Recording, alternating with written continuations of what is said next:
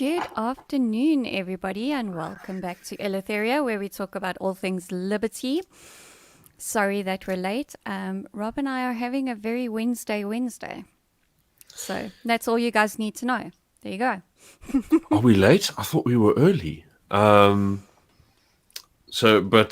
well that just shows where I am on the board. Yeah, no, when I book my guests, I should actually be more specific about the time that we meet in the studio and the time that I actually take us live. So, yeah. Okay. So it's both of Well, us. It's on both of us. There we go. okay. Oh well, I can blame that on the fact that I was literally unconscious. Until 2 minutes ago. So that's okay. Yeah. Okay. So yeah, the topic today is very interesting because I was discussing something very similar on Last night. yeah, last night because we're doing libertarianism, and I was talking about like how morality is constituting libertarianism. And then when we went down all of these little rabbit holes, I did watch. because Mr. Watkins. Oh, you did watch? Okay. I did, Oh, but I goody. had nothing to add to the conversation, so that's why I didn't leave any comments. Like you guys are Okay. far more versed on the topics than I am, so I was just like, I have nothing to add, so I just listened. Oh, okay. Well, I hope you enjoyed it. I did I as well did. because Trevor Watkins is well, he's a stout opponent, and he argues quite well. And it's nice to have differences with someone who doesn't hate you while they're disagreeing with you, Yes. or that you don't despise while you're disagreeing with them. I suppose equally, because I'm increasingly finding some of more of those these days. But such is life. Um, You got I got. you got yourself some trolls. Oh no, not really. I block a lot of people. I'm just getting impatient with one or two of the people that I formerly had cordial relationships. I mean, it's mostly my fault because I I have I can be impatient with certain things, and I think some people tend to hide their tend to be a bit like indirect about what they really think about situations, whereas I'm used to being very sort of blunt and sort of brutally straightforward with things, Mm-hmm. and I get very little. I have a lot of.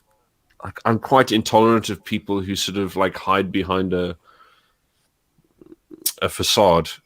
I don't Mm. like it, even Yeah. if they're otherwise nice. Yeah, but also it's very easy to hide behind being nice. So when you can see through that, yeah, I think it's a good thing to call people out on it. Which actually brings us around to a little facade of my own that I sort of hide behind, and that is that Yeah, I am a freedom extremist. I believe in liberty. I believe that so long as your expression of your freedom doesn't infringe on my freedoms, um, you should be able to do it. So, for example, obviously, murder is yeah. not you expressing your freedom properly because that ends somebody else's freedoms. Hmm. So then that brings us around to the conversation of victimless crimes like drugs. And Yeah, they're not victimless. it, That's my I'm like, contention. yeah, like, okay, so balance me here. Talk to me about morality and people's freedom to choose to get high. Well, yeah, that's the thing. I mean, look, because I did my master's on drugs and I have strong opinions about drugs, people like to pick on me about that one. But I think there's a more I general actually principle agree over with here. you. I Oh, you actually agree do? with you. You I think do. taking drugs is morally wrong? Yeah, I think it's. I have a complicated history with drugs. There are alcoholics in my family, Hmm. recovered alcoholics. Um, so yeah, I do have a firm stance on it. Yeah, it's Besides the interesting fact, because yeah, no, it's continue. Sorry. interesting. Go ahead. I was just saying it's interesting because traditionally, while Christianity doesn't forbid the drinking of alcohol, they do forbid intoxication. Mm. Yeah, and so there's a very interesting thing there because then you see what I mean. Christianity is full of all of these really really funny things where you have there's an inordinate amount of freedom and tolerance and so on, but you're supposed to but then at the same time they make everything so extraordinarily challenging. So I mean, this is the whole thing of like Pharisees and hypocrites, right? So most people don't know the difference between a Pharisee and a hypocrite because we don't all go to church anymore. But there's a whole thing about so God's law is of course very demanding, and we have to treat each other in certain ways, and we have certain moral codes to live up to. But at the same time, we're supposed to be forgiving of people for superficial breaking what appear to be superficial rules. And so the Pharisees are people who were a tribe of Jewish people who are extremely strict about obeying the letter of the law, but violate it in spirit. And then a hypocrite is someone who simply does not have enough faith to follow through on what they purport to believe in. Hypokritos, small belief, And it's very interesting because the Pharisees get far more of a tongue lashing than the hypocrites, and yet we spend most of our days going after people for hypocrisy. And I think there's a reason that Pharisaism is far more dangerous. You get, for example, you look at all those all of the woke people. There's a certain inflection point where people sort of cross over between liberal values and sort of revolutionary values when they start getting introduced to woke ideas, so these intersectional ideas of group privilege and so on. And they realize that there are rules in society that are extremely easy to exploit in order to terrorize other people for the use of power. And at no point do they have to really obey any of the underlying sort of deeper justifications for that were brought up for these things. And it's very similar with that whole with the rule against drinking. You're expected to, no, it's fine, you can engage in drinking if you want, as long as you don't go too far. And no one actually really knows how to not go too far with all of these things. And I think the problem with that is that we live in a society where, because we live in a society, we have all of these inbuilt sort of psychological mechanisms to cope with differences of opinion, differences in behavior, and so on. And we really do sort of copy one another a lot. And the way that we maintain laws in society is by following general rules, which can often be quite silly. And so now you get to the point of, well, how do you actually recognize people who are being Pharisaic in their application of moral doctrines? I think that we have a kind of problem here in that with liberty, which flows from the sort of Christian idea of tolerating people for superficial differences. There's a way of being Pharisaic in the way in which you apply that, and that would be that you say, well, don't judge anyone. Don't you take that basic principle that we understand that are based on the norms of tolerance, and we maximize it, and we say let's just totally have freedom and liberty. And this is where we get the Western tradition of liberty from, something that evolved out of a Christian society, out of a Christian tradition. But it sort of takes a little piece of what is actually a greater picture of balancing all different kinds of human needs and virtues against each other, and elevates one above all the others. And what you get with that is a society where you say, well, the maximum form of that would be what the 1968 students in Paris sort of said, it is forbidden to forbid. And so they ran up against the paradox of tolerance and said, well, the only thing that is shameful is to have shame. The only thing that should be judged is judgment. All of this kind of really radical expressions of this stuff. And the consequences of having a society where you do not judge people, reprimand them for behavior that is in contravention of some moral code, or is not smart, or hurts, or brings the moral balance of society down, because that's a thing. Then you have a race to the bottom amongst the most selfish and duplicitous people around, because their most powerful weapon is one that says, well, you can't judge me. And why should I? Why should I do that? Why should I do this? I think the problem is that we know that liberty is important, but in a modern world where we don't have that sort of a very rich context to draw from as a basis of sacred values, we're left with whatever minimal sort of rationalized principles we can come up with for justifying whatever we have. So we'll just abstract more and more and more until we draw everything into one principle. All the things we like, we abstract into, well, what one principle agrees with all the things I like?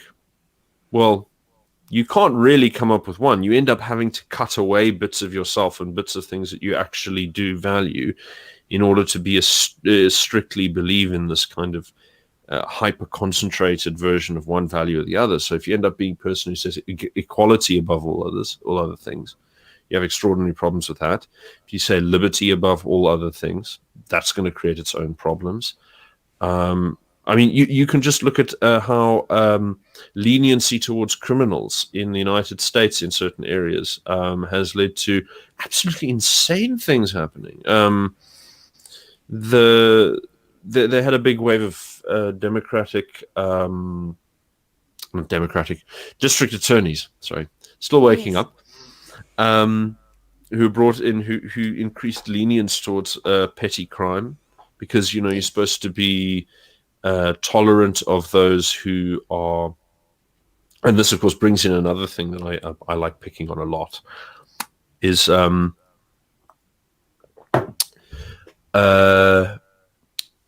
the whole idea that your environment is to blame for what you've done in life.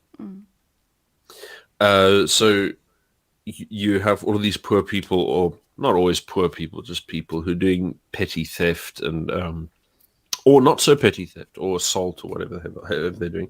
So, well, they're poor, or they're black, or they're whatever, so they can't help it, that kind of ridiculous nonsense. I mean, a lot of it's because educated people who go to the universities and learn about crime and criminology, they learn about this whole thing they call the root causes of crime.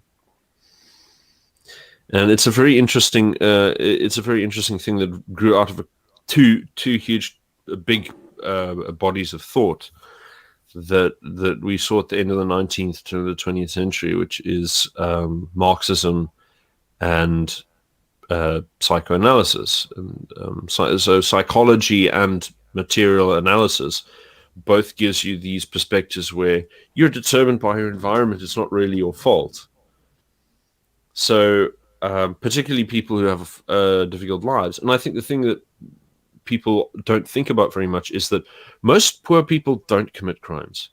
But what happens is that if you commit a lot of violent petty crime, you'll end up poor, because there's no way you're going to end up working in a big office building.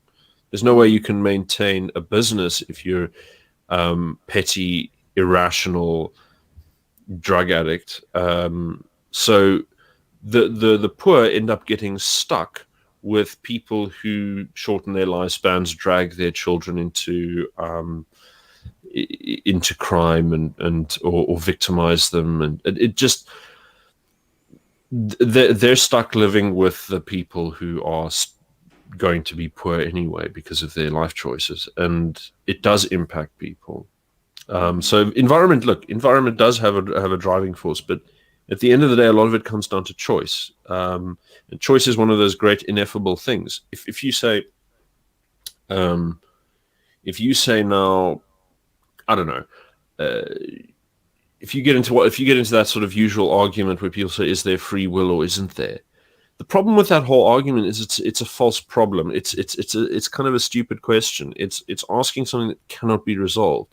You cannot act as if you do not have free will, nor can anyone else. And there's a funny thing that there's a guy who really doesn't believe in free will at all, and that's Robert Sapolsky. He's a very good. He's an anthropologist and neuroscientist and very, very smart guy. I don't want to question his research, but he really doesn't believe there's much free will. But he said something interesting. He was in an interview years ago, and he said that,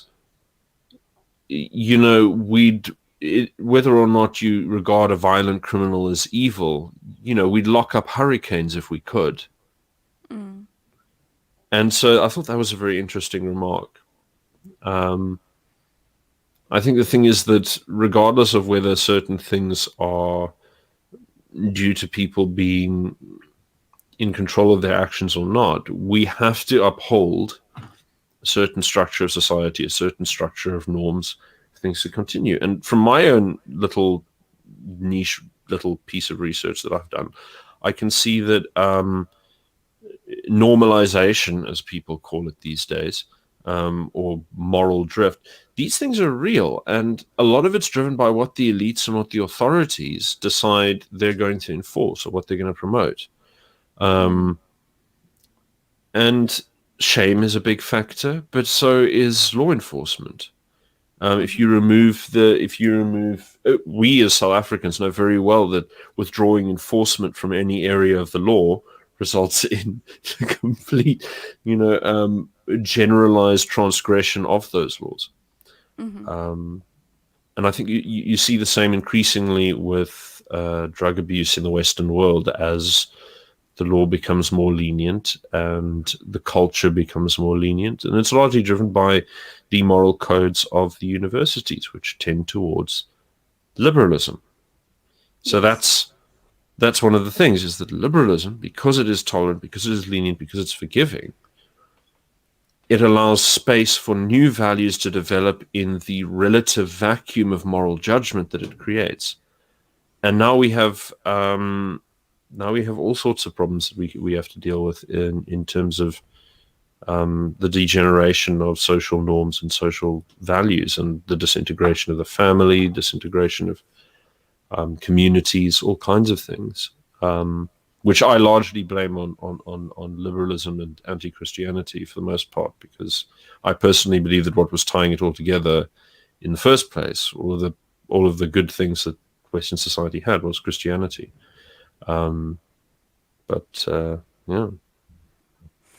Yeah, I know you have very strong views against what they've done in Portugal, and so can you tell us how you say that the Portugal experiment, should we call it, has failed, in your opinion?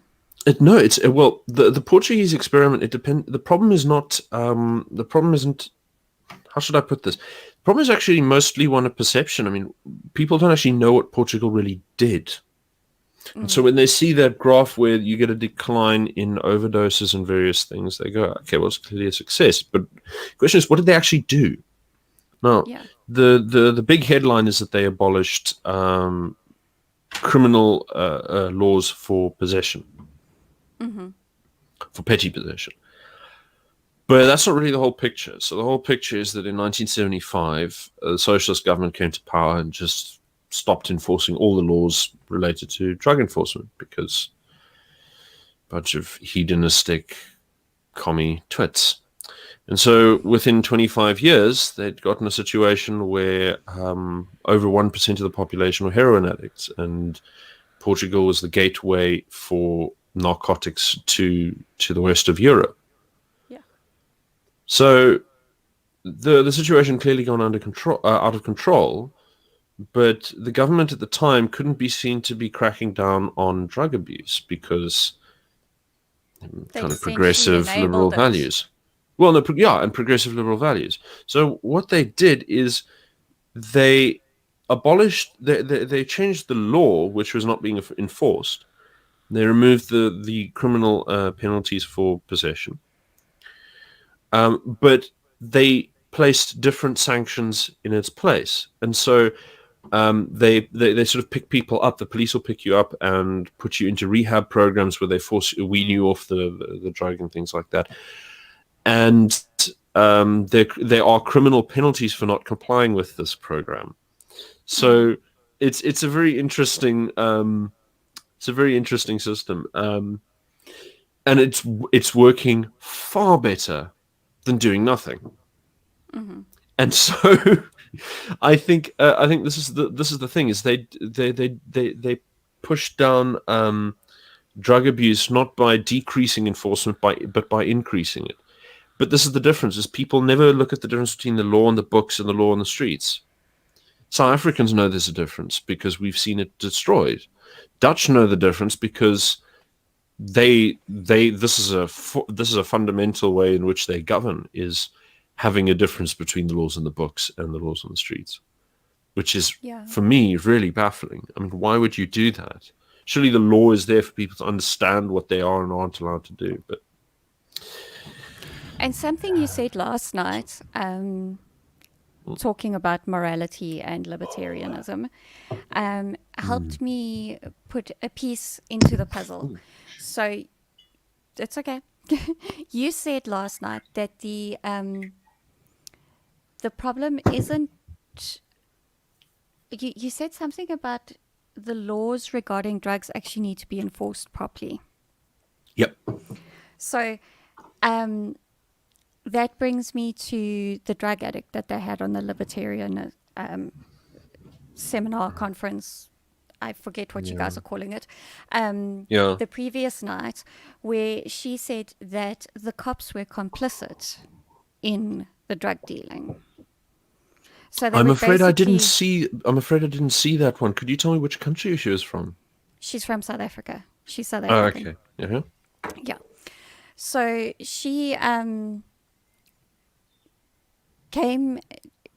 She was saying that the cops will go and raid one drug house or one building where there's dealing going on, and then they'll go and sell the drugs that they take to the next building and type of thing. And I think so. Basically, what we need to do in a South African sense, from a point of morality and even still behaving within the realms of liberty, is we actually need to just rehaul our entire justice system. I mean, even if you look at a legal drug like alcohol, okay, people in South Africa get intoxicated and then get behind the wheel of their car and they kill people whilst driving intoxicated. And why do they get away with it in South Africa?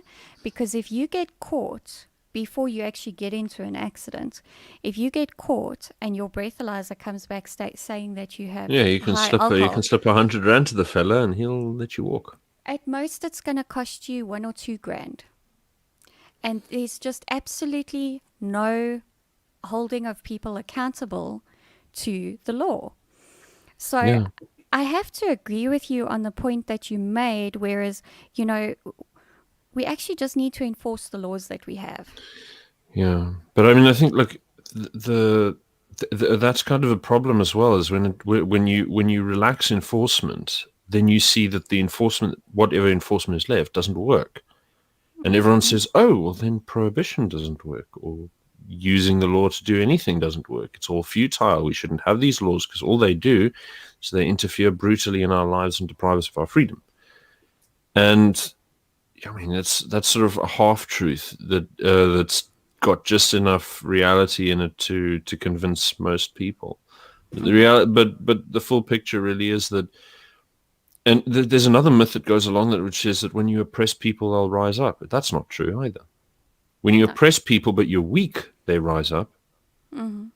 They'll take gaps where you afford normative legitimacy to their opposition to you. It's why the French Revolution happened, because the king kept conceding to the reformists over and over again. And so he legitimated an alternative form of authority within his country under his very nose. And so when he had when he had a big fiscal crisis and things went really sour because he was spending like a tit, he now had this massive rival power system in his own country that just took him over and chopped him and his family to pieces.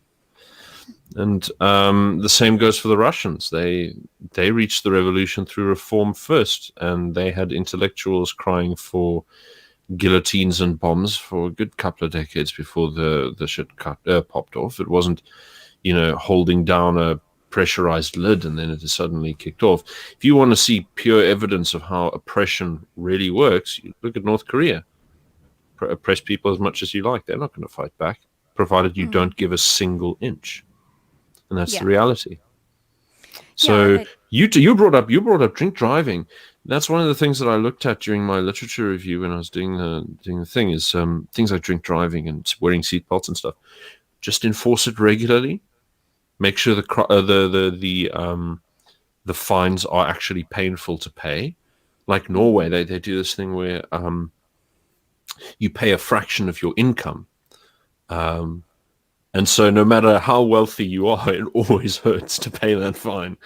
And so that's how you get people to obey the law. Consistency and fairness. Everyone must be able to look at that thing and go, yeah, I mean, that was fair, So, no, absolutely.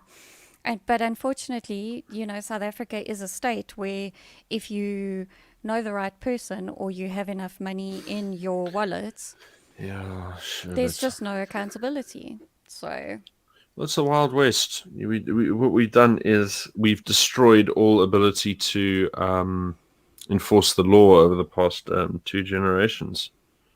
And it's not just the ANC. The decay really started under the Nationalist Party, and they. I mean, if you look at a chart of the crime rate, you can actually see it climbing steadily under the gently but steadily under apartheid rule. And I think, look, there are many reasons for this, but the main reason is that they made their system of law illegitimate.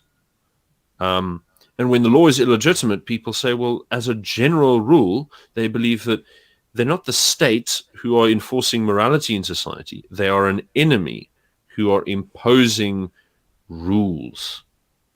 So you get this thing of, for example, the drug dealers during the 1960s.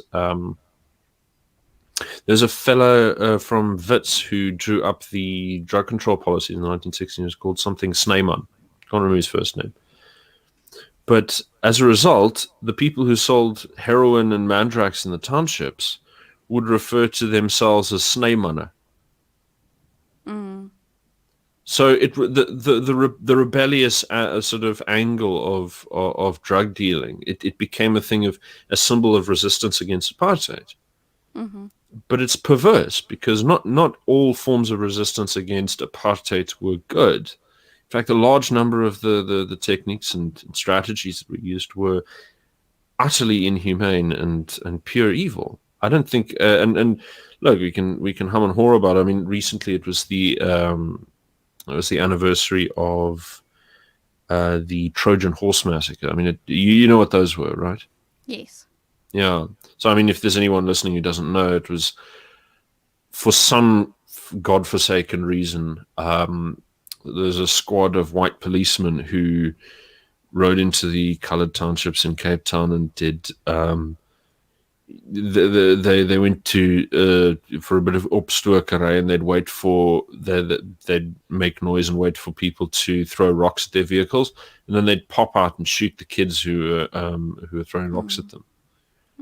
And there's just, I mean, like, look, even some of the crueler and more absurd and violent aspects of apartheid usually had some rationale behind it, but there really is there's no part of me who can find even a perverse justification for those. I mean, that just seems like that just seems like pure sadism to me.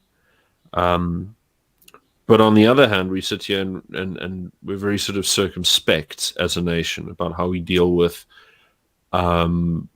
fighting for freedom, so to speak, in the idiom that people use. When we're looking at burning children alive in the streets or beating them to death on a concrete slab, I mean, for hypothetically maybe being disloyal to the revolution. Yeah. And it just, we don't, there was no way that the resistance to law enforcement that was so deeply and morally ingrained that it was enforced by the means of torturing people to death, even children to death. There's no way that we were going to immediately be able to claw back the legitimacy of the state, not without really, really excellent governance. And that's not what we got. The fish rots from the head, as the Russians say. Yeah. There was a comment from Civilization TM. Oh, Civ. Yeah, I like him. Civ, yeah. He says, I wonder if Western civilization might have had something to do with the rediscovery of Aristotle and Thomas Aquinas. Okay. Yeah, there's a lot made of that, but I don't know, the scholastic tradition, I mean, you're really going to have to look at Abelard and his effect on France as well. I mean, it's not just, Aquinas. Oh, sure, but I've got to be careful here because this is not my extreme area of expertise, to be honest. But from what I understand, I think it's more about consolidation of political institutions to a great deal. So how should I put it? The connection between the texts that were being studied in Rome and the way that Christianity was practiced broadly across Europe was a lot looser in the Middle Ages than it was in, I don't know, say 1300, or as it was again later in 1500. And I think the increased homogenization of church doctrine really over time consolidated a lot of the cohesiveness of Europe as a continent. You sort of see violence in Europe declining since around the time of the Black Death, where you got a reordering of society that had been set up from the remnants of old tribal institutions and warlords that succeeded the rule of the Roman Empire. And so there were a few hundred years where there was large, widespread violence and depravity throughout Europe. And it only really coalesced and started becoming more civilized after the Black Death had rearranged and shaken up those institutions.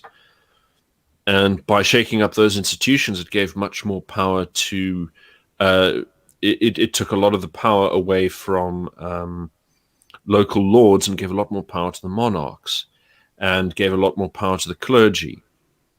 And there certainly is something to the notion of Aristotle, but I mean, I think Plato crept into the scholastic tradition a lot, and his perspective on matters is also very, very influential in forming the scholastic method, which is it's about seeing the Bible as a synoptic whole with a single message. And so a lot of the notion of the sort of logical notions of Plato, who believes in there being like a realm of forms and everything tends towards a perfect expression that exists in a world beyond ours. I mean, look, there also is an occult version of Platonism called Neoplatonism that was alive for a long time, started since Greece, and it persisted in various institutions well up to the Renaissance period. And so Europe, while it also had a lot of these Christian things going on, it also had a a very strong occult and esoteric tradition that has continuity with today. And there are many institutions that have inherited their structure and their metaphysical belief systems from the occult tradition. And I include like the Rosicrucians and the Martinists and the Freemasons, and a lot of them sort of would reincorporate older traditions. So you get things like the Hermetic Order of the Golden Dawn in the late 19th century, extremely influential. A lot of their Helena Blavatsky and Alice Bailey, the Theosophical Society, Rudolf Steiner. So Rudolf Steiner, you can find his schools all over the Western world. Blavatsky and Bailey were both heavily influential, and a lot of intellectuals who set up the United Nations. The Nazis were into the occult very, very heavily, and sort of pagan revivalism, and they were hoping to replace Christianity. Of course, it's difficult because Germany was a Christian nation, so step by step. Okay, well, yeah. Thank you for putting it on me a bit. I do tend to digress a lot, but my main point being that you have rival streams of moral influence, and you can't really just draw it down to the influence of one philosopher and his place within a church hierarchy. There are a lot of messy things that are going on in society at all times. Yeah, so the Brew would like to know what your thoughts are on going forward, becoming self-reliant in a morally and socially corrupt environment. Well, I mean, it becomes an existential necessity. The more that security breaks down, the more you have to find ways of making yourself secure. It's just, I think the great challenge is going to be, we're going to have to learn from the Jews. I think the Jews are going to be reading Jewish history, reading how they survived in Europe for so many centuries, is going to be important to understanding how we are going to survive for the rest of this century in Africa, because we're going to be a persecuted minority for a long time, and it generally speaking, the rest of the world will support our persecution. So we're not going to see a lot of help from them. I think even when we go overseas, you'll find that there are a lot of people who believe that we deserve to die. I've encountered a few of them. I mean, look, the Dutch as a whole have been extremely friendly and courteous. They're very civilized people. They managed to balance sort of civilization and law and order with this very egalitarian, sort of easygoing, friendly. Like even with people who are kind of big shots, you get the vibe that you're talking to like a town councillor rather than a member of parliament or something like that. There's a very down to earth nature about the Dutch. Mm-hmm. But when they've decided that that they don't like you, you're a cockroach. Mm-hmm. And they're very polite about it too. They'll just say very plainly, well, you inherited colonialism, and you're only here because of that. And if the black people want to take it away from you, that's their business, and you don't get to object. Yeah, there's. I heard you say this on Sunday on United's live stream that if you think the West is coming to help South Africa. Yeah, you have another think coming. Yeah, it's the overwhelming sense overseas is that the white people did this to black South Africans, and now we're paying the price. And I know that is incredibly unfair, because I mean, none of us that are living and working through these conditions now did any of that. So, but yeah, it is what it is. So. But you know what? Pull up your bootstraps, and we're just gonna have to more fork for it. Yeah, I mean, that's one of the things is you don't get to choose which era you live in. You don't get to choose which country you're born into. You don't get to choose who you're. Sorry, this is very unprofessional, but I'm dying for a smoke. You will still be able to hear me, I hope, even if the wind is a bit much. But I'll I was let you know thinking, if it gets too much. yeah, so I was thinking that for the most part, because we don't get to choose where we are, the only thing that we can really choose is how we react to it and how we deal with the circumstances that we're given. And most of human history has been like this, where you're beset by another ethnic group who wants to dispossess you for whatever justification. And people learn to live or they don't. Yeah. Siv's got another comment. Some people might say it's Plato and Aristotle still going at it today. Aristotle equals peeps are ends in themselves. Plato equals I want my state. Oh, that's a complex one. Aristotle was an enemy of democracy himself. So I wouldn't go that far. But Plato, and now it depends, because there's a fellow called Leo Strauss who believes that the Republic was actually a satire. But in Plato's Republic, he basically talks about this perfect society, Kallipolis, which means the beautiful city. And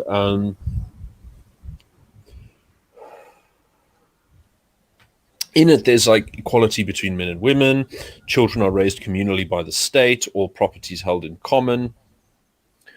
And the philosophers rule. So the smartest people get promoted and by based on their learning and all this kind of stuff. And it's a very sort of elitist thing where the philosophers will draw society towards the higher good. And a lot of people like this idea in part, but I think the thing is that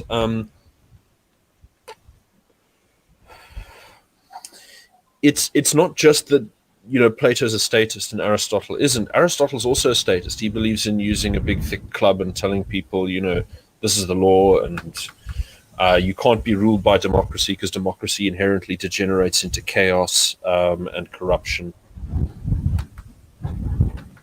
And so I don't think you can separate the two, but them as foundational influences on the Western world, there's no getting away from that. They'll always be around. They'll always be part of it. And for a long time, they influenced Arabic society as well. And at a certain point, one Arabic scholar called Al-Ghazali got tired of the influence of the philosophers and wrote this book called The Incoherence of the Philosophers. And within a generation or two, his became the most popular work of philosophy. Now, he was considered the most learned and intelligent philosopher alive, and he almost certainly was. But what he pointed out is that when you use reason, you can use it to dissect arguments, but you can't use it to find reason to reason, or you can't use it to find meaning in life or a reason to believe in anything. That's the broad sketch of it. I was much more specific about my understanding of his reasoning when I was on the Libertarian podcast. It's a very long discussion. I wrote a fat, like 9,000 word essay on it on my blog when I was talking about Slavoj Žižek. But the thing about this is that at the basis of all our moral codes is organizing principles that keep people adhering to the same moral codes, points of loyalty, points of irrational determination to say that this is right and this is wrong and these are the principles we adhere to. There gets to a point where, you know, there are things that people are not willing to accept doubt or contradiction on. They hold them fundamentally, these fundamental axioms. And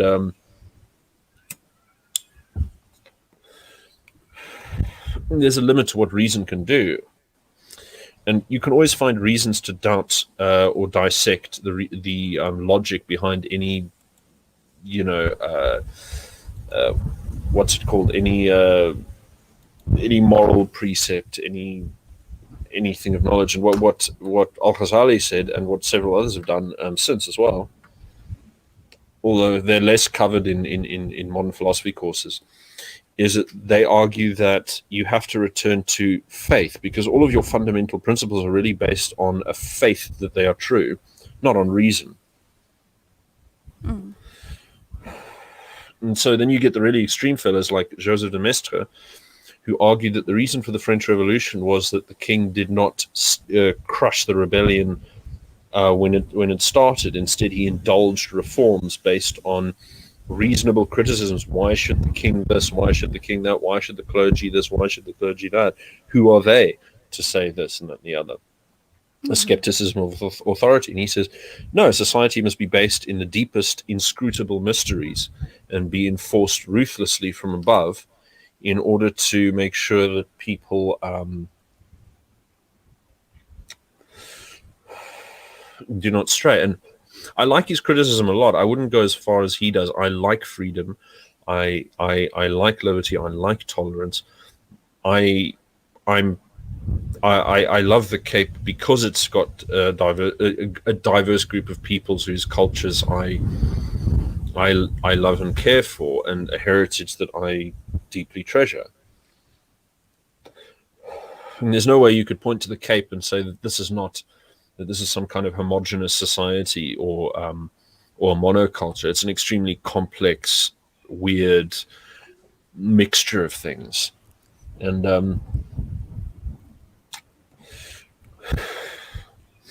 no, I think the problem with all of these divisions, where you try and look for one answer or one way to appeal from a philosophical standpoint, that you can iron out a single principle that is rationally constructed, is that all the time you're doing this, you're always having to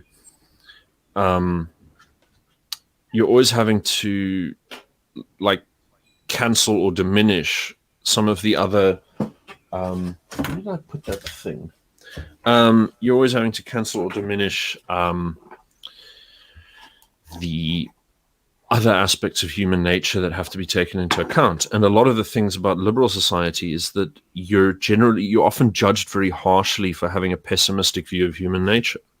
And so people think you're a bad person for suggesting that human beings are subject to frailty or violence or distrust of one another. And we are. We undoubtedly are. We're not purely good or purely evil. We just what we are, and we're going to have to cope with all of those aspects of things. And I personally don't think that liberalism offers a formula that can actually solve these problems. It offers a formula for dealing with certain problems, and it offers certain norms which are good in certain circumstances. But there's a limit to everything. I mean, if you want to understand where society is at right now in South Africa, it's becoming a lot like a prison yard, where in order to show that you are not weak and can't be easily taken advantage of, you have to show a bit of strength and you have to show a bit of determination to defend yourself. And often that will require things that seem repugnant to some people. I'm thinking particularly of the way that people talk about the drug problem, for example, the way that people talk about criminal lenience for criminals, ideas that we've inherited from soft first world societies with a high trust environment where people generally agree, feel part of society to some extent, even when they are straying towards the margins, and you can more easily bring them back in, you know. But in South Africa, we really are unraveling as a society quite completely. And we're now seeing a position where, if you look at Senegal, I think if the Afrikaners didn't show up at that court in some capacity on the 16th, you know, you can't afford to abandon the Horner family at the court surrounded by the EFF. You have to show face. Yes. But at the same and this is kind of a weird thing that's not accounted for in liberal society, because there's unspoken elements of liberal ideology which assume that the state is actually going to protect you. And yeah, it's great to have a society that minimally intervenes. But there's a fellow called Curtis Yarvin who, I mean, look, he's a 50-50 guy. He has some strong criticisms of the modern state that he borrowed from some mid-century conservative philosophers and elite philosophers, and elite theory philosophers. It's a specific category. It's people like Gaetano Mosca and Vilfredo Pareto and Robert Michel and people like that. And the one thing that he said is that a libertarian society is fine, but it's a lot like it's a lot like balancing a telephone pole on, like, if you imagine a giant pencil, he said, and you're balancing this pencil on its point. If you're standing on like a ladder and you're balancing this thing and it's already standing up, you only need little tiny corrections. Yes. And so you don't need to intervene too much. But if that thing starts falling, the amount of force that you need to use to get it erect again is enormous. And a lot of people, because they're so used to, aggressively disavowing any intention to provide harsh corrections, when things start falling apart, that those norms against intervening in the morality of society, against intervening in security dilemmas and things like that, actually become detrimental, because now you're allowing everything to topple over. Yes. And so the problem we face is everything is contextual. Everything is, we live in an awful environment where the things that protect society from collapse they're so fragile. And I think about Japan a lot, because we think a lot of people look at how they deal with drug users and so on, and they think that it's such a harsh way of dealing things. But when you look at how it's employed, it actually isn't. Everyone gets a first chance to go to rehab and correct themselves. But, if you persist, in breaking the law, then you will be sent to prison. There's and surprisingly, there are very, very few people who are sent to prison. They have one of the lowest incarceration rates in the world for drug abuse. And so what you're seeing is they've got that telephone pole very well erected on that particular question. Yes. And so some people will say that, they've got a high recidivism rate for drug abuse. It's something like 60% or something. But that means that the only people who are really violating this law are a tiny, tiny proportion of people who experiment when they're being stupid and young. And then a big chunk of people who are just willfully rebellious. But even that big chunk is part of this tiny, tiny, almost infinitesimal sliver of society that is willing to engage in this kind of behavior in the first place. And some people are recalcitrant, and there's very little you can do about them for whatever reason. You can blame it on environment, and you can blame it on them despising the system, or whatever the case may be. But it is what it is. Yeah. Okay, well, Siv is saying cheerio, and he wants me to send you a kiss and tell you, one to you and one to your hair. It must be Tresemme. Shh, don't tell the EFF. Oh no, it's usually just whatever off-brand shampoo I can pick up from the shop.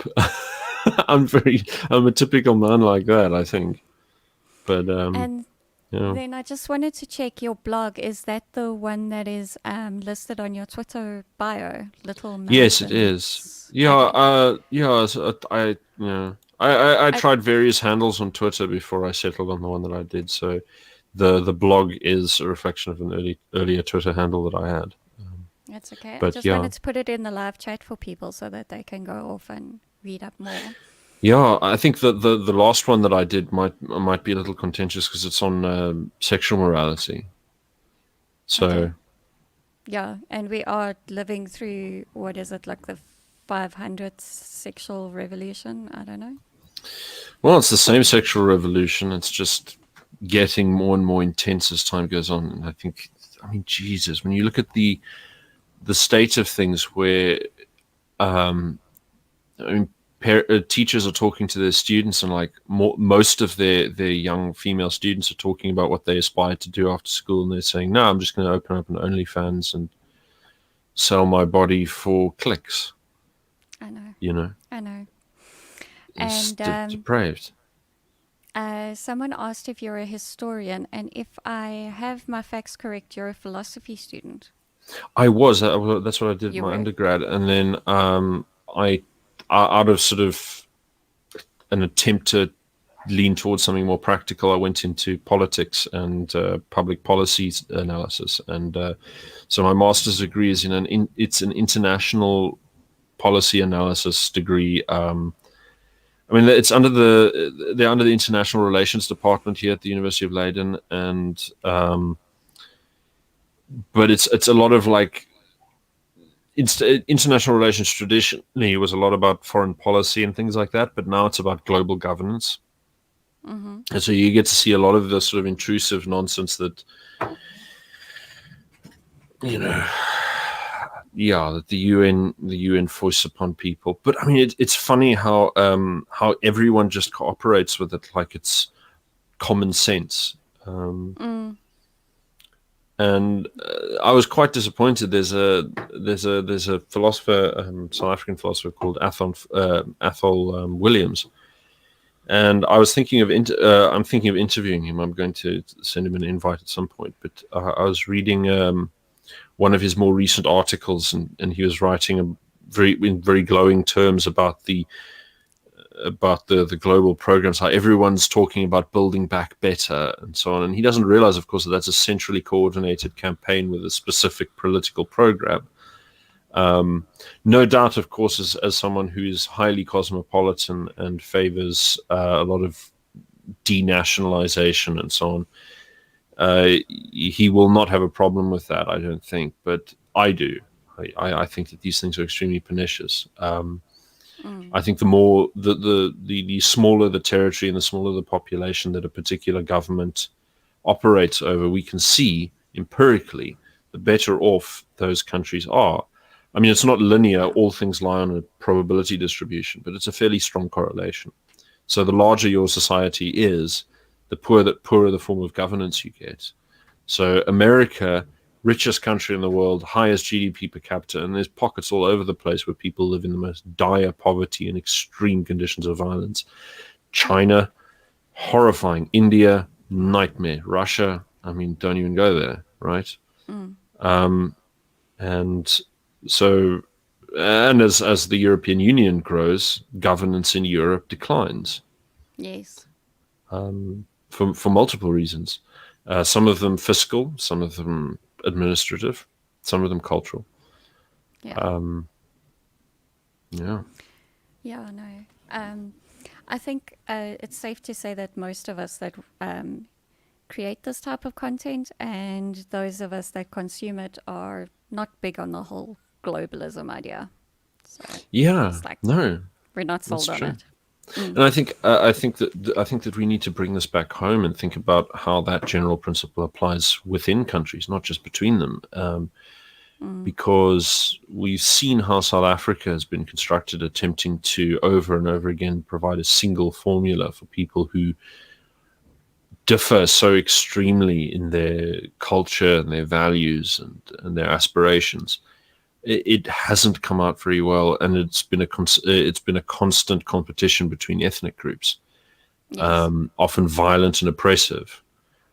And whether you're looking at the previous system or the current one, and I personally, I'm of the opinion now that I'm not going to defend. I don't have to do any sort of defense of the apartheid government to say that the current one has become just as evil, If not worse. if not worse. And I think the problem with much of South Africa is that we're stuck with this thing, with this framework that we have, in which the only alternative then is apartheid, and so you have to go with the program. And I don't think that's fair. I think that's horribly narrow-minded. We don't want to do either of those things. I don't think anyone does. Well, okay, there's some people who do. We know very well that there are some people who are apologists for the old system, even surprisingly across racial groups, as it turns out. But we need to figure out something new. We need to figure out a way of dealing with society in I don't want to say an equitable way, although in a certain sense I would. I don't like using that word because it encourages people to think about egalitarian politics. But I think a society that is fair to people won't be equal. And I think just because people are just going to end up differently economically, we've got this awful problem in which people are saying, well, there's differences of opportunities and so on, but you can never get rid of those. I think we sit here, a lot of people who are liberals will have the idea that it is good to give people an environment in which there's equality of opportunity. But the reality is that equality of opportunity, it's like like, this wasn't me who said this. This was Theodore Dalrymple, I believe. It says equality of opportunity is a mirage that recedes as you approach it. It's, so let's say you give people equality before the law, and they say, yes, but now there's some people who are born rich and some people are born poor. And so let's try something about like universal education. And then you realize that people who are better off, they can pick the schools in nice catchment areas, and they get all of the resources because those become high tax areas. And then you've got a new system of unequal advantage. These things continually recede, and the way that the United Kingdom, for example, is dealing with this is kind of an example of how bad it can get. They abolished what do you call those thingies? Grammar schools. It started before Thatcher, but she really hammered it home because she believed in equality of opportunity. So she made everyone go to these comprehensive schools. Nightmare. I've been to those comprehensive schools, and the way that the ones that work cope is they actually split students into two streams. So I went to high school at one of these comprehensives, but so there were three streams. There was the stupid kids, or the violent kids, or the kids who were from broken homes and were emotionally unstable, and they got put into one stream. And then there were people who were competent like myself who got put into a higher stream. And then there were like the star students who always did their homework and were perfect in every way, who got put into this special stream that was much smaller, that allowed people to go through their coursework much more quickly and at a higher level of quality of education, much more challenging. And so there was an administration that took over shortly after I left who completely dismantled all of this, and of course they also stole money. Yeah. And so the property values of the whole area just went through the floor. Gosh. And it's one of those things that happens when you try and doctor the environment so that everyone has an equal chance. You're never going to get there. There's always going to be inequality, and there's always going to be. What you can do is you can centralize the inequality, like the Russians did, so that it's all about your proximity to the Politburo. But then you just widen the gap. Oh no, it makes it even worse, because then the equality is not just in money, it's also in political power. And so you get someone like Joseph Beria. You can't imagine someone who molested so many women and children as Joseph Beria did, without the kind of political power that he wielded. It's almost impossible in a free society for people to, and I say free society in relative terms, for these things to happen. You can get them in religious hierarchies to some extent, if they become corrupted, because the kind of power that religion can wield over people is very high. But then on the other hand, you're never without religion, in some sense. You're never without mysterious and irrational coordinating principles upon which people base their morality and their social organization. So now you've got, you get the same phenomenon of child abuse in schools and in psychiatric institutions, and it never really goes away. It always remains. All of the evils that are in the world remain, and you just have to keep fighting them, a little bit, in a very sort of Sisyphean way, unfortunately. Okay, so if I had to wrap up this conversation in a couple of minutes, I think it's pretty clear that the way to address pretty much everything that's going wrong, specifically in South Africa, is that we need to start acting from a moral standpoint, and that would probably be just fixing the policing and the judicial system, make sure that it actually works. Yeah, no, I know, I make it sound so easy, but it's, you and I both know that it's probably not going to happen in our lifetimes. But I think it can. I think you think it I can. think it can, but I don't think it can happen for the whole of the country.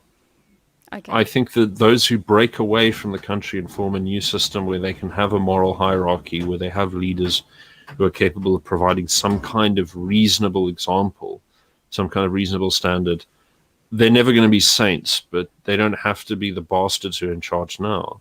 The thing is that you're not going to get anyone who's opposed to the National Democratic Revolution taking office in Pretoria ever again. Not until they've destroyed everything that's left of South African society. And from my personal belief, I think that the only real solution is to break South Africa up. The Zulus go their own way, the Cape goes their own way. Maybe there can be a greater Botswana, but I think that the country really will have to sort itself out in some way or another, and there can never really be an even appraisal of South African society so long as there are white people to blame for the problems. And so as long as we are around, black South Africans are not going to get their shit together, because I think we drive the body politic purely insane just by being around. It's different in the Cape because the intermingling of different races and cultures and so on is much more thorough, and there's opposition to this kind of brutal majoritarian rule that they've been subjected to, the terrorization of their communities by acts like putting the police on the streets. Everyone knows that was not to deal with the gangs or anything like that. It's to show we can do this anytime we want. You belong to us. Yeah. Don't step out of line. Yeah. And I think, a sign of power to show their might. Exactly. But it's not might that comes from a moral standpoint. They do have their own. Communists do have their own system of morality in a manner of speaking, but from my perspective, it's sort of an anti-morality. It sort of takes everything that human society has known and learned is wrong and right, and turn it on its head. And so now we march towards this strange Platonic utopia in which we'll be governed by wise leaders that are simultaneously our equals and our superiors. And everything will be shared in common, and the sexes will be equal, and there'll be no need to judge anyone for deviating from a norm. But there's never that can't exist for long. When you have equality of norms, it's only a transition period or a stalemate between different power groups.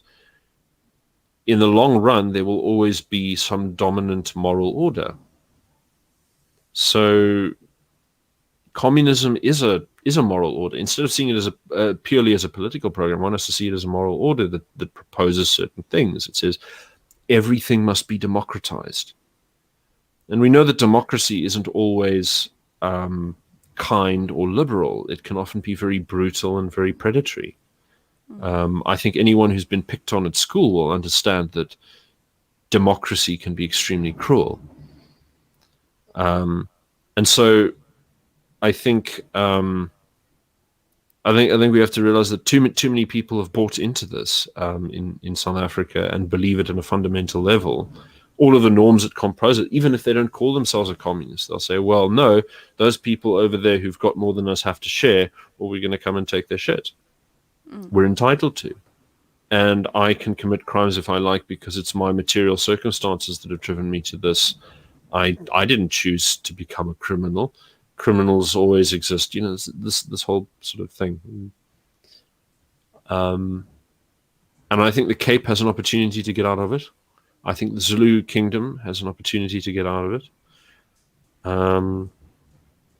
But I think the rest of South Africa requires a massive change before they'll be able to realize that what they're doing is wrong.